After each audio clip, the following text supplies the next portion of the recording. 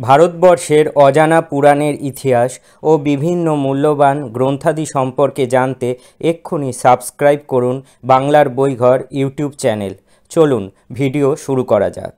আসুন আজ আমরা স্বামী বিবেকানন্দের জীবনের কিছু অজানা ঘটনা জেনে নিই, যেগুলি শুনলে আপনারাও অবাক হয়ে যাবেন।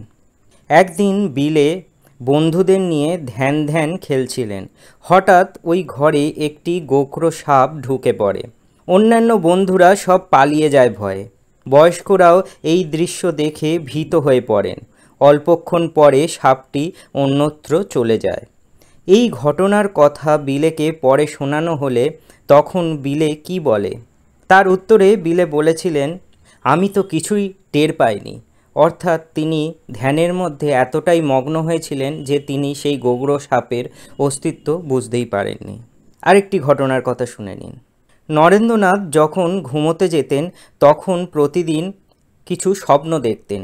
কী স্বপ্ন দেখতেন তা শুনে নিন। তিনি দেখতেন এক অপূর্ব জ্যোতির্বিন্দু।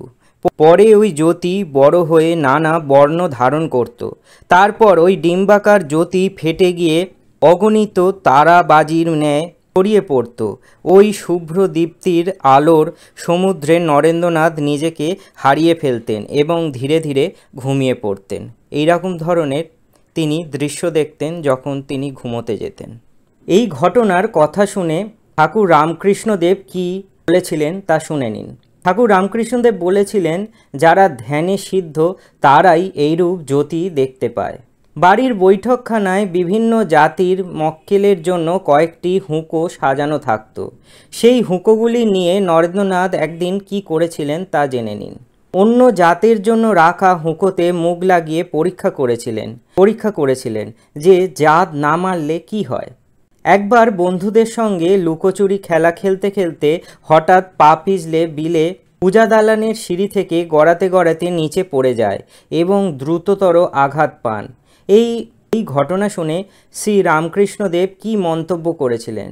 যদি সেদিন ওই রকম ওর শক্তি না কমে যেত তাহলে ও যে পৃথিবীটাকে একবারে ওলটপালট করে ফেলত। একটি দ্রুতগামী ঘোড়ার গাড়ির সম্মুখে অনিবার্য মৃত্যুর হাত থেকে এক বন্ধুকে বিলে বাঁচিয়েছিলেন। এই ঘটনা শুনে তার মা কি আশীর্বাদ করেছিলেন? তার মা বলেছিলেন, বাছা, এই তো মানুষের মতো কাজ করেছো, সবসময় এই রকম মানুষ হবার চেষ্টা করবে। একটি গাছে বন্ধুদের নিয়ে নরেন্দ্রনাথ দোল খেতেন। গাছটির যাতে ক্ষতি না হয় এবং এরা যাতে গাছের উপর না ওঠে সেই জন্য এক বৃদ্ধ ওদের ভয় দেখিয়েছিলেন। ওরে, এই গাছে ব্রহ্মদত্তি আছে। সেই গাছটি কি ছিল জানেন? এটি চাঁপা ফুলের গাছ ছিল। নরেন্দ্রনাথের ক্ষুল্ল পিতামহ কালীপ্রসাদ দত্তের মৃত্যুর সময় তার বাসনা হয়েছিল একটু শাস্ত্র পাঠ শোনার। লজ্জায় বাড়ির কেউ এগিয়ে আসেনি। শেষে নরেন্দ্রনাথ সুর করে একটি বই পড়ে শুনিয়েছিলেন। বইটি কি ছিল জানেন? তা হলো মহাভারত। এই পাঠ শোনার পর তিনি নরেন্দ্রনাথকে কি আশীর্বাদ করেছিলেন? তিনি আশীর্বাদ করেছিলেন, ভাই, কালে তুমি নিশ্চয়ই মস্ত বড় লোক হবে। নরেন্দ্রনাথের পাঠ অভ্যাসের রীতি কীরূপ ছিল? গুরুমশায় পাশে বসে প্রতিদিনের পাঠ পড়ে যেতেন আর নরেন্দ্রনাথ শুয়ে শুয়ে তা শুনতেন। তাতেই তার সমস্ত পাঠ আয়ত্ত হয়ে যেত। ছেলেবেলায় কোন কোন খেলা নরেন্দ্রনাথের বেশি প্রিয় ছিল তা জেনে নিন। মার্বেল, ছোটাছুটি, হুটোপাটি, লাফানো, ঘুষোঘুষি, ক্রিকেট, এই সমস্ত নরেন্দ্রনাথের প্রিয় খেলা ছিল। বিষয়গুলি আমি গ্রহণ করেছি কুইজ অন স্বামী বিবেকানন্দ গ্রন্থটির থেকে, যেটি উদ্বোধন কার্যালয় থেকে প্রকাশিত হয়। বাংলার বইঘর কোনো প্রকার কুসংস্কার প্রমোট করে না। সকল ভিডিও শিক্ষামূলকভাবে এবং মনোরঞ্জনভাবে নেওয়া উচিত। কোনো ভিডিও ব্যক্তিগতভাবে নেবেন না। ধন্যবাদ। ভিডিওটি ভাল লাগলে লাইক, শেয়ার এবং সাবস্ক্রাইব করতে ভুলবেন না।